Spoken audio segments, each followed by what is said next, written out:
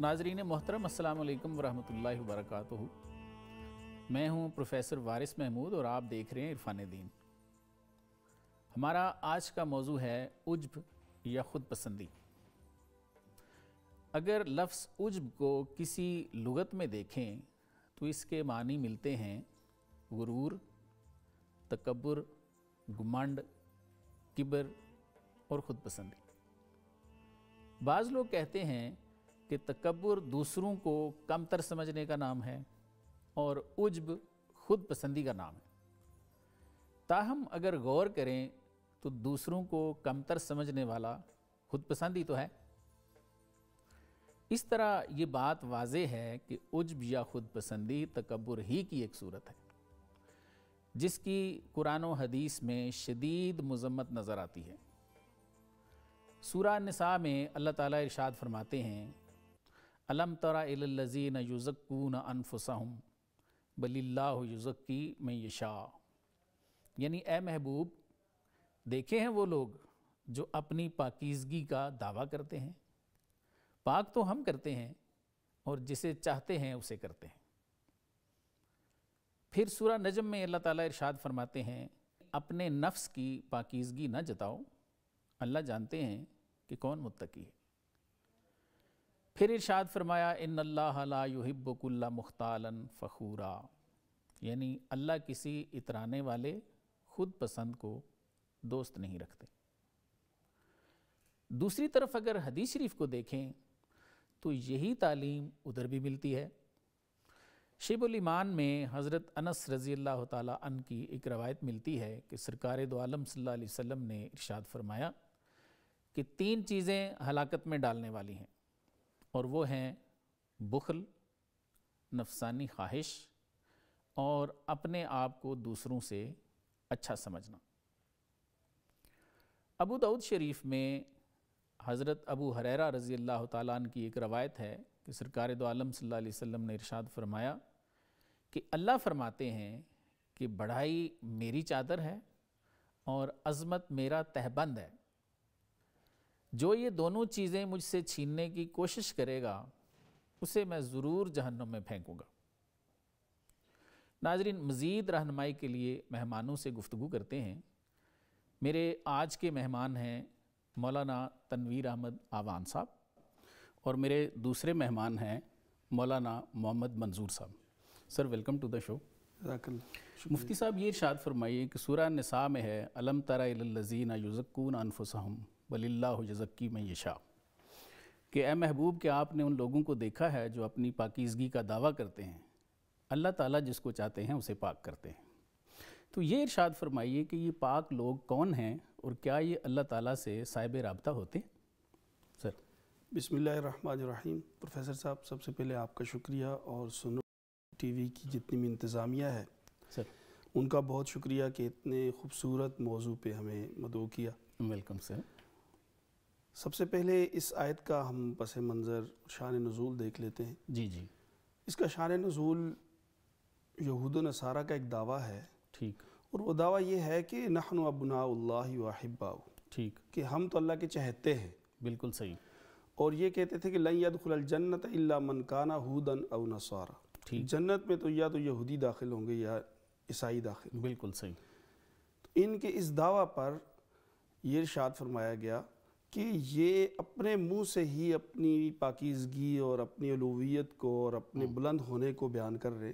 ठीक। हकीकत ये नहीं है, तिल का अमानियुम, ये तो इनकी ख्वाहिशें हैं। बिल्कुल सही। बिल्कुल और सही। इन्हें ये इरशाद फरमा दीजिए, ए हबीब खुदा, कुल हातु बुरहानकुम इन कुंतुम सादिकीन, वाह, कि इस पे अगर तुम्हारे पास कोई दलील है, हाँ, तो वो ले आओ। हाँ, सच्चे हो तुम। और हकीकत ये है कि वो दलीलें इनके पास कोई नहीं, और सिर्फ जिसे अल्लाह करीम ने इरशाद फरमाया तिल का अमानियुम, ये इनकी ख्वाहिशात हैं। ठीक। और इनका अमल देखें तो हम थोड़ा सा तारीख़ में जाएंगे। सर, बनी इसराइल, क्योंकि ये सारे हज़रत याकूब अलैहिस्सलाम की औलाद, जी, और फिर इनका एक लंबा हिस्सा है जो मिस्र और शाम के दरमियान गुज़रा।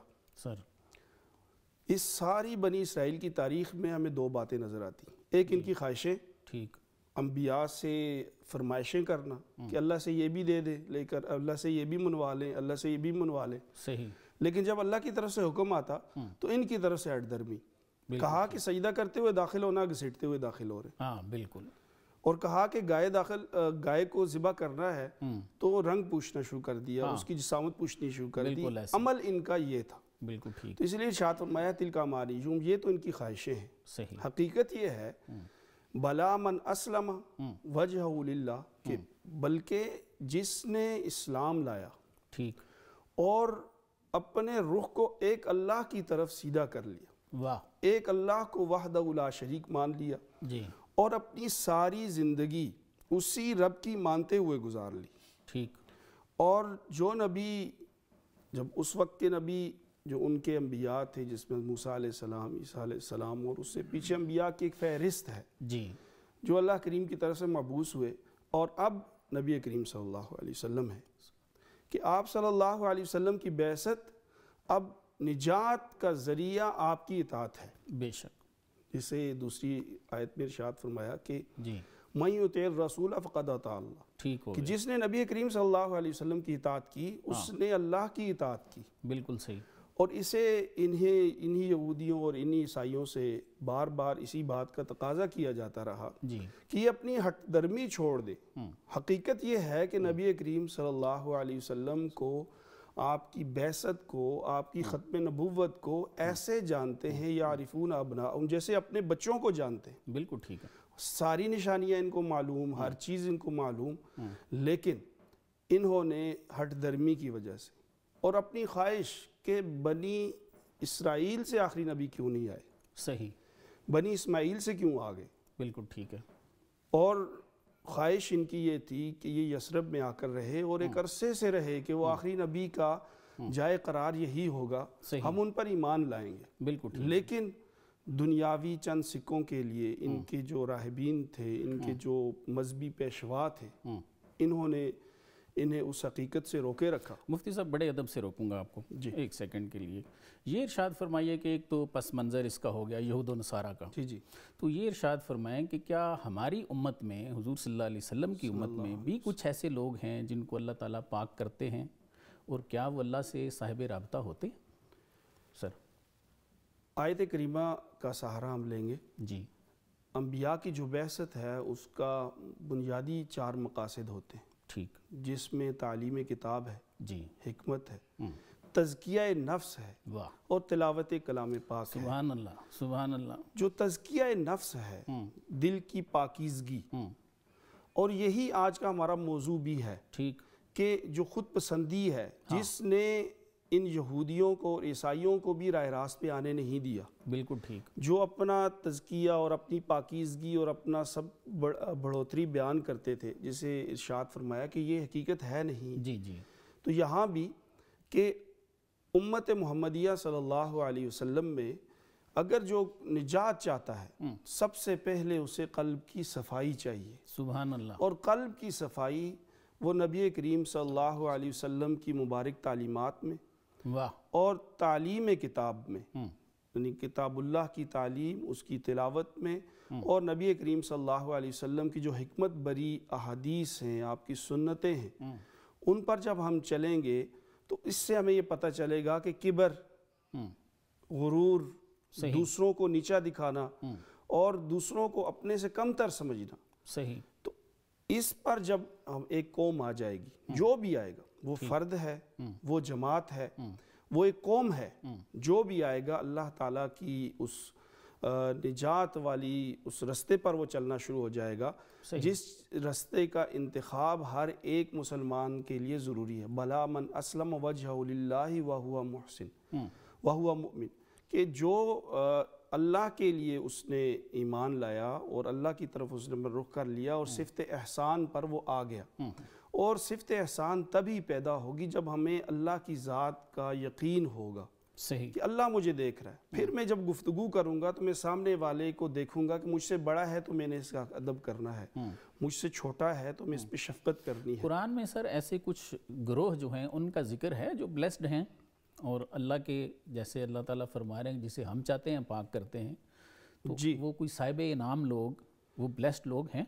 بالکل، اس میں اس حوالے سے کہ وہ لوگ کہ جنہوں نے اپنی دل کو صاف کر لیا، سر جنہوں نے اپنے دل کی اس بیماری کو دور کر لیا، تکبر سے وہ پاکیزہ ہو گئے، ٹھیک، وہی لوگ کامیاب ہیں، اولئک هم المفلحون۔ واہ، اس کو ہم جب سورہ المؤمنون میں دیکھتے ہیں، قد افلح المؤمنون، سبحان اللہ، کہ وہ لوگ فلاح پا گئے، فلاح پا گئے۔ واہ واہ، اب وہ 8 صفات، وہ خشیت اختیار کرنے والے ہیں، وہ اللہ کا ذکر کرنے والے ہیں، وہ لغویات سے بچنے والے ہیں، ایسے وہ فواحشات سے بچنے والے ہیں، ایسے وہ پاک دامن لوگ ہیں۔ اب یہ تمام کے تمام اقامت نماز سے لے کے اپنی دامن کو پاک کرنے تک، دل کو پاک کرنے تک، یہ جتنی صفات ہیں سورۃ المؤمنون میں جن کا ذکر کیا گیا، یہ وہ طبقہ ہے جو طبقہ کامیاب بھی ہے، جو طبقہ پاکیزہ بھی ہے۔ اور اگر ہم سورہ فاتحہ میں آ جائیں، سر سورہ فاتحہ میں آ جائیں جی، تو انعمت علیہم، سبحان ہم اللہ تعالیٰ سے اہدنا الصراط المستقیم کہ اللہ ہمیں سیدھا راستہ دکھا دے، واہ واہ، اور صراط الذین انعمت علیہم کہ ان لوگوں کا راستہ جن پر تو نے انعام کیا۔ ٹھیک، اور اسے پھر سورہ آل عمران میں بہت ہی خوبصورت پیرائے میں اللہ کریم نے ارشاد فرمایا، اولئک الذین انعم اللہ علیہم من النبیین والصدیقین والشہداء والصالحین۔ سبحان اللہ، کہ یہ جو 4 طبقات ہیں، جی، پہلے وہ صفات سورۃ مومنون کی ہم دیکھ لیں، اور پھر ان میں پہلا طبقہ تو اللہ کا منتخب طبقہ ہے، ٹھیک، جن کو اللہ تعالیٰ نے ان مقدس شخصیات کو اپنی نبوت کے لیے، اپنی رسالت کے لیے چن لیا۔ ٹھیک ہو گیا، اس کے بعد جو 3 طبقات ہیں یہ کسبی ہیں، صحیح، یہ محنت پر ہیں، صحیح، کہ صدیقین، شہداء، صالحین، امت میں ہے، بالکل ٹھیک، کہ صدیقیت کا جو مرتبہ ہے، شہادت کا جو مرتبہ ہے، صالحیت کا جو مرتبہ ہے، یہ سارا محنت پر ہے۔ اور محنت ہم نے اس لائن پہ کرنی ہے جس لائن پہ نبی کریم صلی اللہ علیہ وسلم نے ہمیں تعلیم دی ہے۔ سر آپ کا پوائنٹ آ گیا۔ سر یہ ارشاد فرمائیے کہ جیسے اللہ تعالیٰ ارشاد فرما رہے ہیں کہ ہم جسے چاہتے ہیں انہیں پاک کرتے ہیں، مفتی صاحب نے کوئی 4 گروہوں کا بھی تذکرہ فرمایا، تو اللہ تعالیٰ ان لوگوں سے کیا معاملہ فرماتے ہیں؟ سر بسم اللہ الرحمن الرحیم۔ پروفیسر صاحب، سب سے پہلے آپ کا اور سونو ٹی وی کا، آپ کی پوری ٹیم کا بہت شکریہ کہ ایک خاص اہم ایشو پر آپ نے گفتگو کا ہمیں موقع دیا۔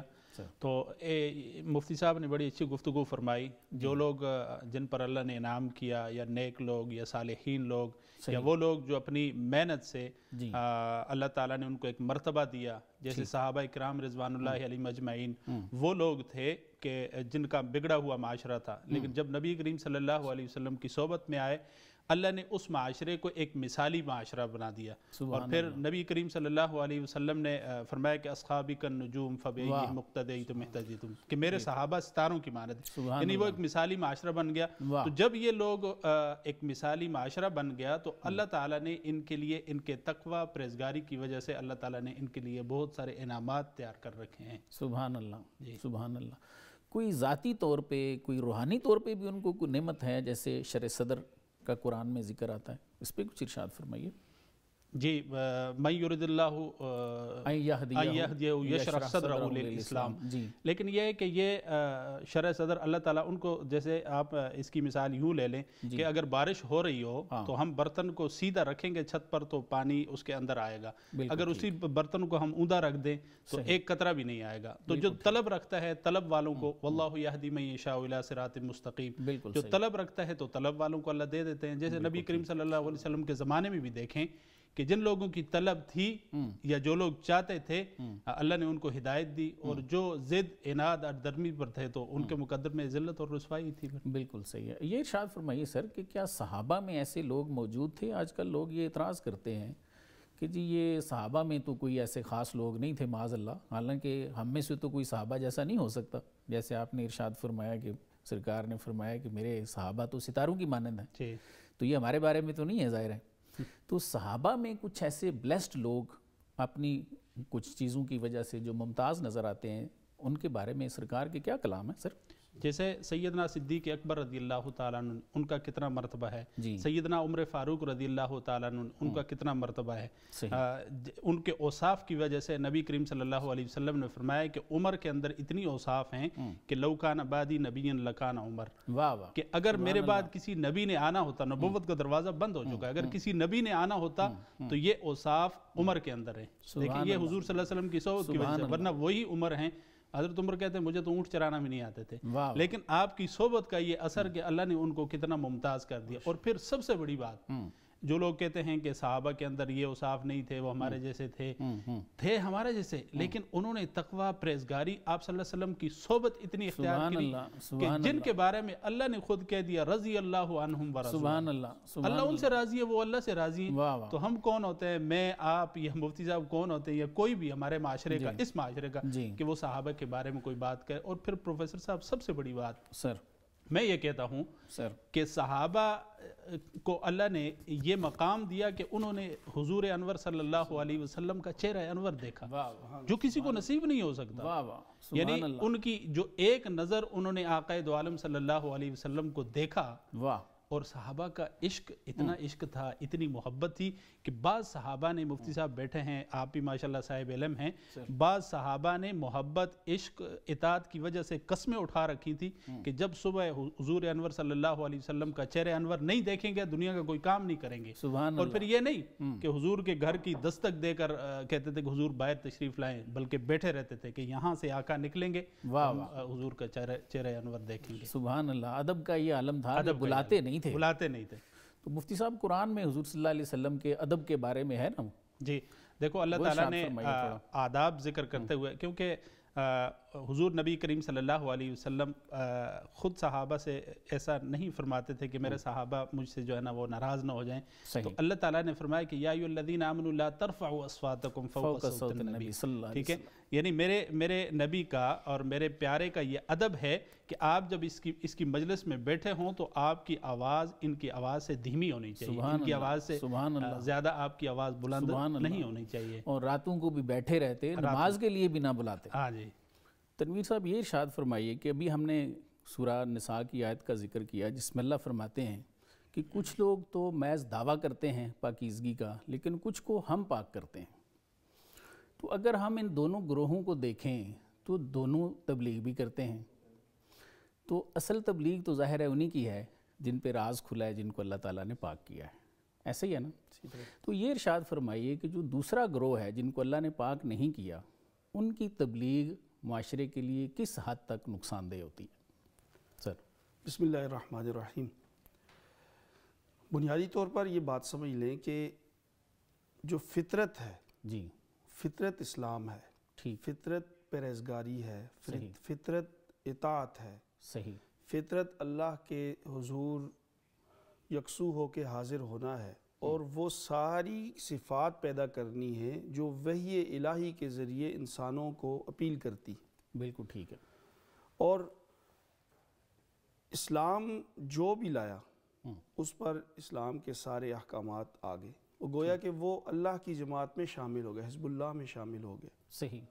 دوسرے گروہ کو حزب الشیطان قرآن پاک میں ان کا ٹائٹل دیا گیا، انہیں یہ کہا گیا کہ حزب الشیطان ہے، شیطان کے راستے پر چل رہے ہیں۔ اللہ اکبر، اللہ اکبر۔ اور حزب الشیطان انہیں ان عادات، ان کی وہ جو اخلاق رذیلہ ہیں، بری عادات ہیں، برے عقائد ہیں، اس کی وجہ سے کہا گیا۔ ٹھیک۔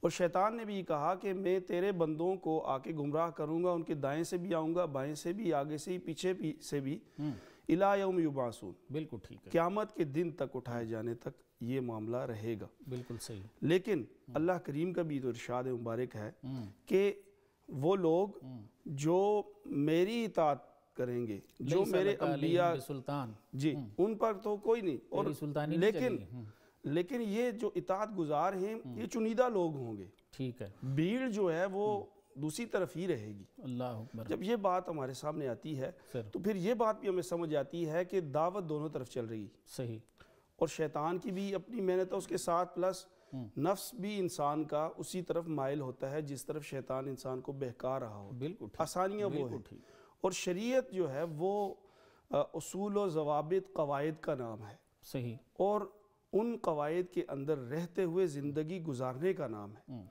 اور جو لوگ ان اصولوں کے تحت، ان قواعد کے تحت، قوانین کے تحت، حدود کے تحت اپنی زندگی گزارتے ہیں تو ان کے بارے میں تو ارشاد فرمایا دنیا سجن المؤمن، کہ دنیا مومن کے لیے تو قید خانہ ہے، بالکل، کہ اس کی جتنی بھی معاملات ہیں وہ ایک لگے بندے نظام کے تحت ہوں گے۔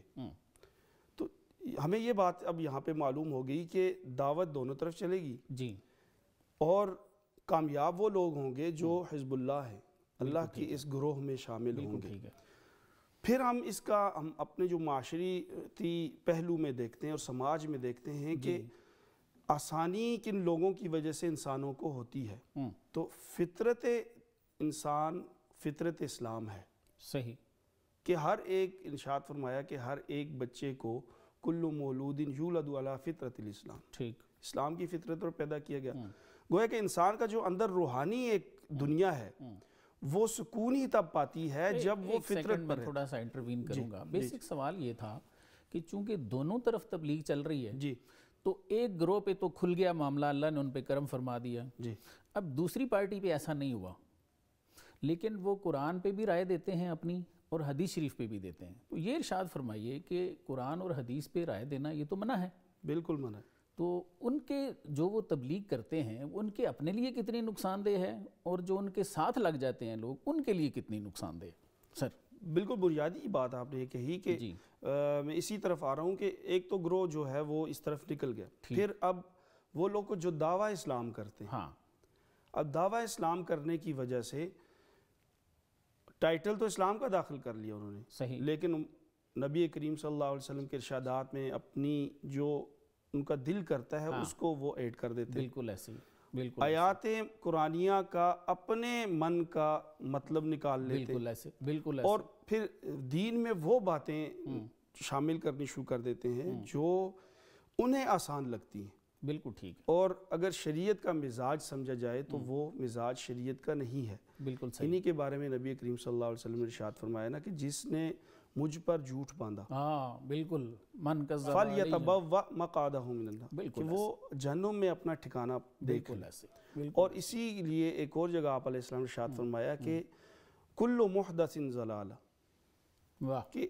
جو بھی نئی چیز پیدا کی جائے گی وہ تو گمراہی ہے، بالکل ٹھیک ہے، اور اسے بدعت کہا جاتا ہے۔ اور بدعت یہی ہے کہ شریعت میں قرآن و حدیث میں وہ چیز نہیں، اور آپ نے شامل کر دیا، آپ نے شامل کر دیا، اور اس کے شامل کرنے کے پیچھے جو جذبہ ہے وہ جذبہ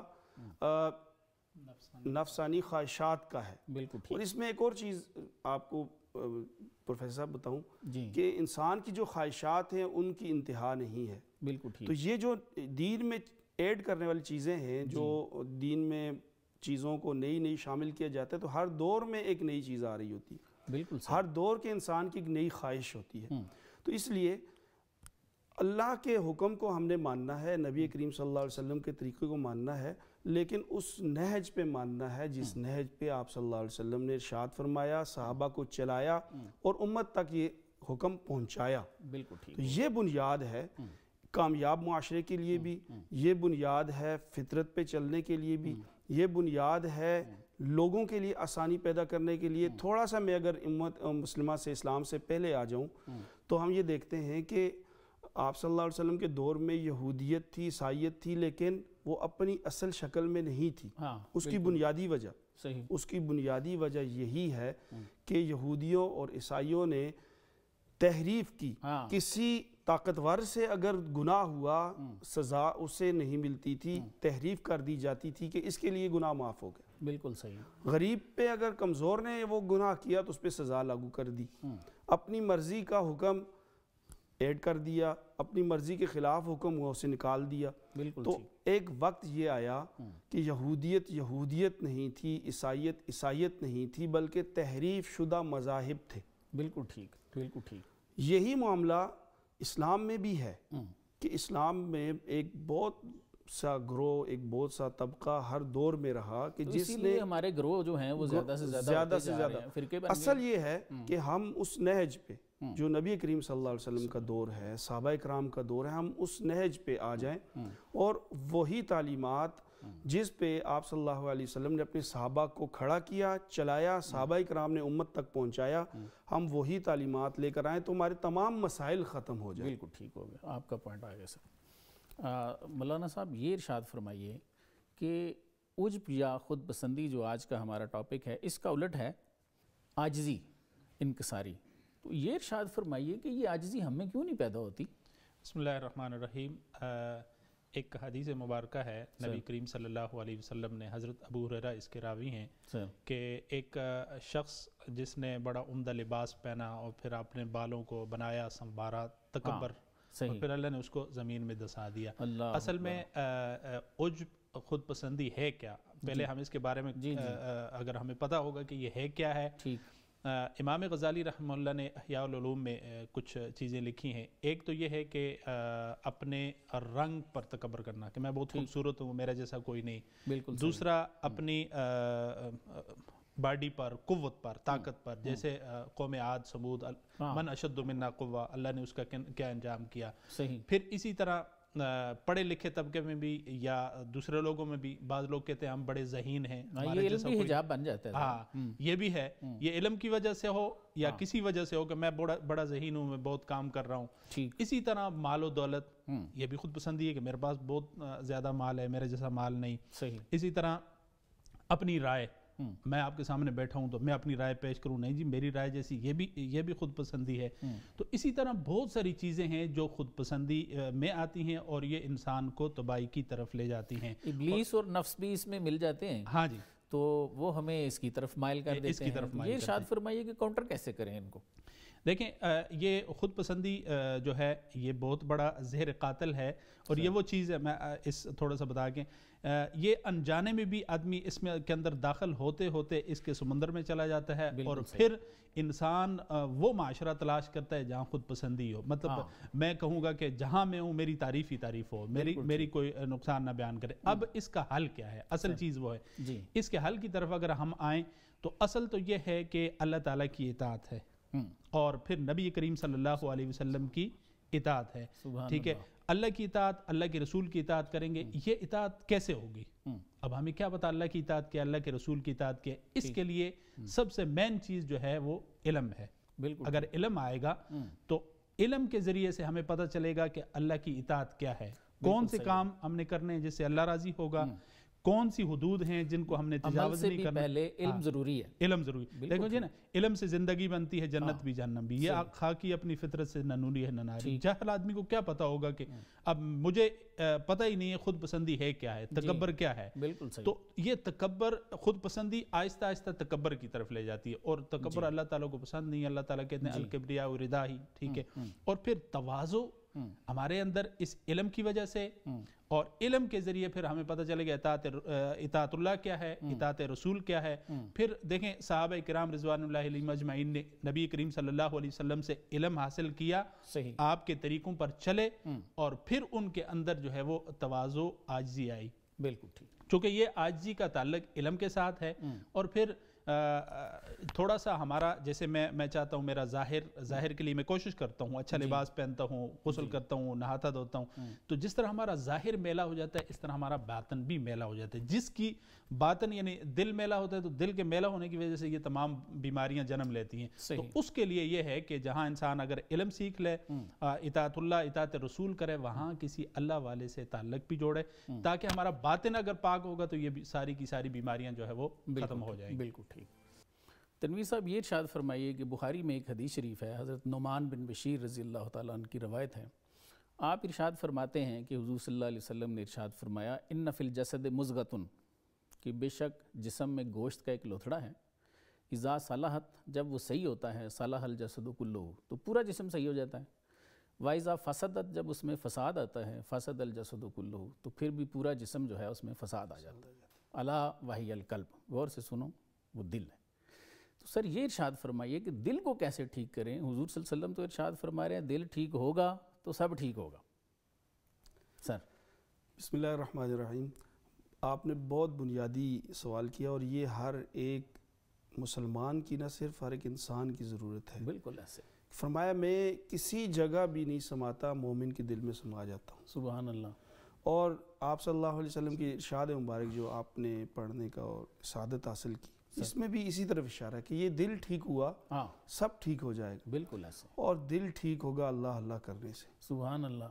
اور اس میں نبی کریم صلی اللہ علیہ وسلم کا ارشاد مبارک، حدیث جبرائیل، جی، کہ جبرائیل امین آئے اور انہوں نے آ کے ایک مسافر کے روپ میں بیٹھے، آپ صلی اللہ علیہ وسلم کے سامنے زانوِ تلمذ طے کیا، وہ پورا ایک نقشہ عمر رضی اللہ تعالیٰ عنہ کھینچ رہے ہیں کہ وہ ایسا تھا کہ صاف ستھرے کپڑے تھے، ہم جانتے بھی نہیں تھے، آثار سفر بھی نہیں تھے، اور آ کے پھر انہوں نے بے تکلفی سے سوال بھی کر دیا، ایسے سوال میں اسلام کیا ہے، ایمان کیا ہے، اور یہ ساری پھر پوچھا کہ اے اللہ کے رسول احسان کیا ہے؟ جی جی آپ صلی اللہ علیہ وسلم نے ارشاد فرمایا انت عبد اللہ کانک تراہ، سبحان کہ اللہ، تو اللہ کی عبادت ایسے کرے جیسے تو اللہ کی تجلیات کا دیدار کر رہا ہے، واہ واہ، فَإِن لَمْ تَكُنْ تَرَاهُ فَإِنَّهُ يَرَاكَ، واہ واہ، اگر یہ کیفیت نہیں پیدا ہوتی تو یہ کیفیت پیدا کر لو کہ وہ تجھے دیکھ رہا ہے۔ سبحان اللہ، یہ نظریہ ہے اور یہ تصور ہے کہ سوچ میں ہماری اللہ کی ذات آ جائے، واہ، کہ مجھے ہر وقت میرا اللہ دیکھ رہا ہے، اور یہ تصور ہو نحن اقرب الیہ من حبل الورید، کہ میں تیری شاہراہ کے بھی زیادہ قریب ہوں، واہ واہ، اور تو جہاں بھی ہے وہاں تیرا رب ہے، بالکل ٹھیک ہے، وَهُوَ مَعَكُمْ أَيْنَمَا كُنْتُمْ، بالکل کہ وہ تیرے ساتھ ہے جہاں بھی تو ہے۔ بالکل صحیح، تو جب یہ تصور ہمارا ہوگا اور جب پھر ہم لفظ اللہ کہیں گے، اپنے رب کو یاد کریں گے، تو یہ دل، اس کی جو صفائی ہے، اس کے اوپر جو زنگ سیکل لگ چکا ہوتا ہے گناہوں کی وجہ سے، دھلنا شروع ہو جائے۔ جب یہ دل کے زنگ اترنا شروع ہوتا ہے لفظ اللہ اللہ کہنے کی وجہ سے، تو پھر اس کے اندر وہ پاکیزگی آنا شروع ہوتی ہے، وہ انوارات کو جذب کرنے کی اس میں استعداد پیدا ہو جاتی ہے، جو استعداد حضرات صحابہ کرام کو نبی کریم صلی اللہ علیہ وسلم کی صحبت کی وجہ سے نصیب ہو گئی تھی۔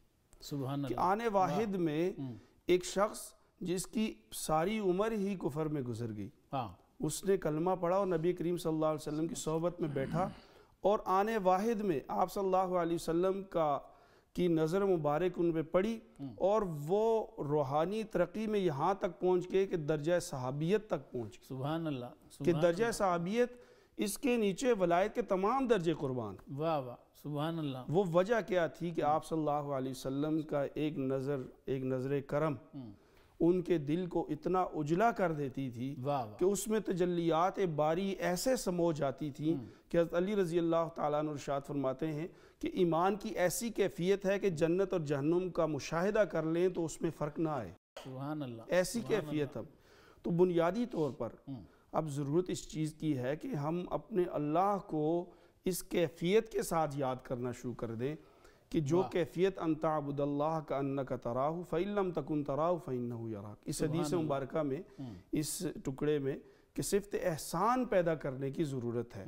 پھر جب ہم اللہ کا نام لیں گے تو پھر ہمارا رواں ہمارا جسم کا ایک سیل وہ اللہ کے ذکر سے معطر ہوگا۔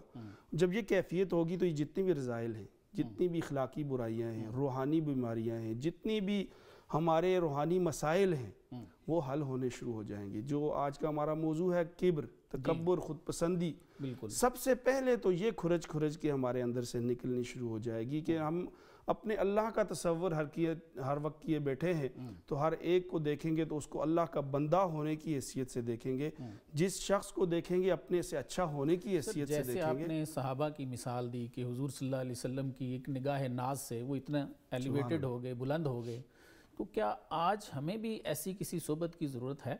یقیناً ہے، یعنی صحبت اولیاء اس کی ضرورت ہر دور میں ہے، ہر لمحہ ہے، کہ جس طرح ہمارے ظاہری علوم کے استاذ، ان کا تعلق اس نے فلاں استاذ سے سیکھا، اس نے فلاں استاذ سے سیکھا، صحیح، اور ہمارا ربط نبی کریم صلی اللہ علیہ وسلم تک پہنچتا ہے، انما بعثت معلما، کہ سب سے معلم اعظم تو نبی کریم صلی اللہ علیہ وسلم۔ اسی طرح روحانی جو فیوزات و برکات ہیں اور جو روحانی ترقی ہے اور تربیت ہے، اس کے لیے بھی اولیاء کرام اس وقت وہ ایک بنیادی حیثیت رکھتے ہیں کہ جن کے سامنے ہم جا کر اپنی تمام روحانی مسائل کو رکھیں گے، اپنی گفتگو کو رکھیں گے، ان پر جو اللہ کی برکات اور نبی کریم صلی اللہ علیہ وسلم کی جو فیوزات منتقل ہو رہے ہیں وہ ہمارے قلب میں آئیں گے، اس سے ہمیں بھی حصہ ملے گا، اور یوں یہ منتقل ہو رہے ہیں شروع سے۔ بالکل ٹھیک۔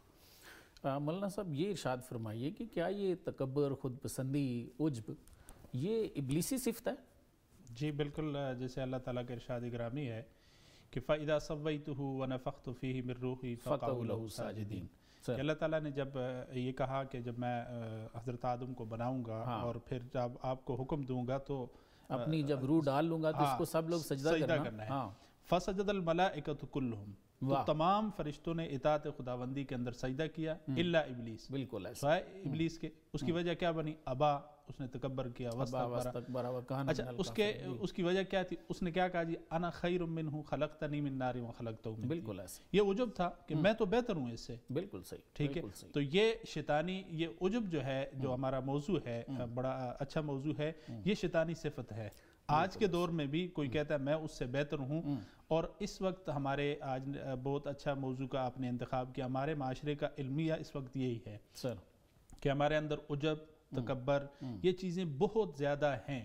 اور اس کی مین وجہ یہ ہے کہ یہ کیوں دور ہوں گی، کس وقت دور ہوں گی، کیسے دور ہوں گی؟ یہ اسی وقت ہوں گی کہ جب مجھ سمیت ہر آدمی اپنی اصلاح کرے. اس وقت ہمارے معاشرے کا المیہ یہ ہے پروفیسر صاحب کہ ہر آدمی اپنی اصلاح کی فکر نہیں ہے، دوسروں کی اصلاح کرتا ہے. بالکل ٹھیک ہے. جب ہم میں سے ہر ایک آدمی اپنی اصلاح کرے گا، اور اس اصلاح کے لیے جیسے مفتی صاحب نے بھی ذکر کیا کہ اللہ والے موجود ہیں. بالکل ٹھیک ہے. اللہ والوں کے ہاں جائیں گے، اپنے باطن کو درست کریں گے، اپنی اصلاح کریں گے. اب میں اگر اپنے گریبان میں نہیں جانگتا اور میں اپنے اندر غور نہیں کرتا، جیسے نیک لوگوں کے ہاں مراقبہ ہوتا ہے. مراقبہ کیا ہوتا ہے؟ کہ میں صبح سے شام تک اپنا محاسبہ کروں کہ آج میں نے کیا کیا کیا. بالکل صحیح. ہم اپنا محاسبہ ہی نہیں کرتے، اپنے آپ کو دیکھتے ہی نہیں. جب دیکھتے نہیں تو ہمیں اپنی خامیاں نظر نہیں آتی، خوبیاں نظر آتی ہیں. ٹھیک ہے. ہمارا یہ معاشرہ بگاڑ کی طرف اسی لیے جا رہا ہے کہ ہمارے اندر خود پسندی ہے، اور پھر ہمیں اپنی برائیاں نظر نہیں آتی. ہم میں سے ہر ایک آدمی اگر اپنی برائیوں پر نظر رکھے اور اپنی برائیوں کو دور کرنے کی کوشش کرے تو ہمارا یہ معاشرہ قرون اولیٰ کی طرح، صحابہ کے دور کی طرح مثالی معاشرہ بن جائے گا. انہوں نے حضور صلی اللہ علیہ وسلم کی صحبت اختیار کی، اور آپ صلی اللہ علیہ وسلم والی وہ جو صفات تھی وہ اختیار کی، تو وہ ایک مثالی معاشرہ بنا. آج بھی اگر ہم نبی کریم صلی اللہ علیہ وسلم کی اسوہ حسنہ کو اپنائیں، آپ کے طریقوں پر چلیں اور پھر اپنی اصلاح کی کوشش کریں تو انشاءاللہ یہ خود پسندی، یہ تکبر، یہ جتنی بھی چیزیں ہیں یہ ختم ہوگی. اور آج کے سوشل میڈیا کے دور نے تو خود پسندی کو تھوڑا سا اور عروج دے دیا کہ ہر بندہ اسی خواہش میں ہے، ہر بندے کا یہی شوق ہے، اور پھر خشیت اور یا خوف خدا یا وہ چیزیں ساری ختم ہوتی جا رہی ہیں. اور آپ دیکھیں کہ ہمارا معاشرہ کس طرف جا رہا ہے، یعنی اسلام سے، مسلمانوں سے دور ہوتا جا رہا ہے. اور وہ برائیاں جو غیروں کے اندر ہوتی تھی، جو اسلام یا آپ صلی اللہ علیہ وسلم کا طور طریقہ اس کی اجازت نہیں دیتا، وہ ہمارے معاشرے کے اندر ہے. تو یہ انشاءاللہ اگر ہم اپنی اصلاح کی فکر کریں گے حضور صلی اللہ علیہ وسلم کی تعلیمات میں اور نیک لوگوں کی صحبت اختیار کر کے، تو یہ خود پسندی، یہ جتنی بیماریاں ہیں جن کو نیک لوگ یا جن کو اسلام شریعت میں باطنی بیماریاں کہتے ہیں. بالکل ٹھیک. جیسے ہمارے ظاہر اگر کوئی بیماری ہوتی ہے ہمیں ظاہری، تو ہم ڈاکٹر کے پاس جاتے ہیں نا، خود تو اس کا علاج نہیں کرتے. بالکل. تو اس طرح ہمارے باطن کے لیے بھی اس وقت کوئی ڈاکٹر موجود ہیں تو وہ اولیاء اللہ ہیں. ان کے پاس ہم جائیں، اپنے باطن کی اصلاح کریں تو انشاءاللہ ہمارا باطن جب درست ہوگا تو سارا معاشرہ مثالی بن جائے گا. بالکل ٹھیک. بالکل ٹھیک. جی ناظرین، آپ نے ہمارا آج کا پروگرام دیکھا. اس میں جو باتیں ڈسکس ہوئیں ان کا خلاصہ یہ ہے کہ عجب یا خود پسندی تکبر کی ہی ایک صورت ہے، اور تکبر ذات لم یزل کو سخت ناپسند ہے، یہاں تک کہ جس میں ذرہ برابر بھی تکبر ہے، حدیث شریف میں ہے کہ وہ جہنمی ہے. کچھ لوگ پاکی کا دعویٰ کرتے ہیں، لیکن قرآن کہتا ہے کہ اللہ جسے چاہتے ہیں اسے پاک کرتے ہیں، اور پاک لوگ انبیاء ہیں، صدیقین ہیں، شہداء ہیں، صالحین ہیں. ان 4 گروہوں کو اللہ تعالیٰ وحی و الہام کرتے ہیں کیونکہ یہ صاحب شرح صدر ہیں. ان کے برعکس جو لوگ خود اپنی پاکی کا دعویٰ کرتے ہیں وہ صاحب شرح صدر نہیں. اور سورہ انعام کی آیت نمبر 125 کے مطابق وہ ہدایت پر بھی نہیں. حضور صلی اللہ علیہ وآلہ وسلم نے فرمایا کہ جسم میں گوشت کا ایک لوتھڑا ہے، اگر وہ ٹھیک ہوگا تو سب ٹھیک ہو جائے گا. عجب اور خود پسندی بھی تبھی دور ہوں گے جب دل پاک ہوگا. اور دل کو پاک کرنے کے 2 طریقے ہیں، ایک ذکر کثیر ہے اور دوسرا کسی صاحب شرح صدر کی صحبت ہے. ذکر کثیر مشکل کام ہے. مولانا روم رحمۃ اللہ علیہ ارشاد فرماتے ہیں کہ صحبت قریب ترین راستہ ہے. آپ فرماتے ہیں کسی پاک کے پاس بیٹھا کر. کیسے فرماتے ہیں؟ ارشاد فرمایا کہ دیو گرگست و تو ہم چوں یوسفی دامن یعقوب مگزار اسفی. کیا فرماتے ہیں کہ بھائی ابلیس بھیڑیا ہے اور تو یوسف ہے، اے برگزیدہ کسی یعقوب کا دامن پکڑ اور اس کا دامن کبھی نہ چھوڑنا، ورنہ یہ ابلیسی بھیڑیا تجھے کھا جائے گا. اسی پیغام کے ساتھ میں اپنے معزز مہمانوں کا شکریہ ادا کرتا ہوں. سر آپ دونوں کی تشریف آوری کا بہت بہت شکریہ. شکریہ. ناظرین اپنے میزبان کو بھی اجازت دیجیے. اللہ حافظ.